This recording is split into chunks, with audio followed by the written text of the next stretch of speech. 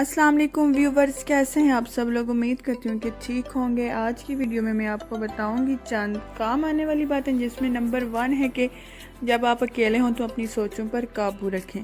सोचों पर काबू किस लिए रखें? क्योंकि कहा जाता है कि जो खाली जहन होता है वो शैतान का घर होता है, उसमें बुरी बातें आती हैं और इंसान गलत कामों की तरफ जाता है। दूसरी चीज़ है, जब आप दोस्तों के साथ हों तो अपनी ज़ुबान पर काबू रखें।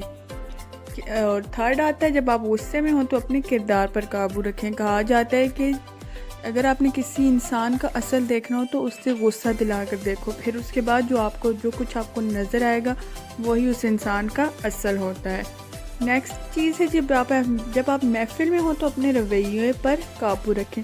जब आप किसी महफिल में होते हैं, हर किसी की नज़र आप पर होती है, तो आपका रवैया ऐसा होना चाहिए जिससे आपकी इमेज बने, आपके अच्छे तासुरात जाएँ, ना कि आपकी इमेज डाउन हो।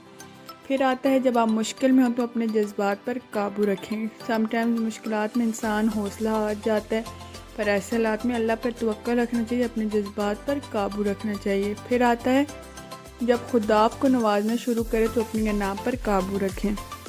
कुछ लोगों को जब नया नया कुछ हासिल होता है तो वो बड़े अनापरस्त हो जाते हैं और ख़ुद को बहुत कुछ समझने लगते हैं, जबकि जो अल्लाह नवाज सकता है तो वो वापस भी ले सकते हैं। इसलिए देने वाले बना करें, कुछ नवाजने पर अना में ना आया करें।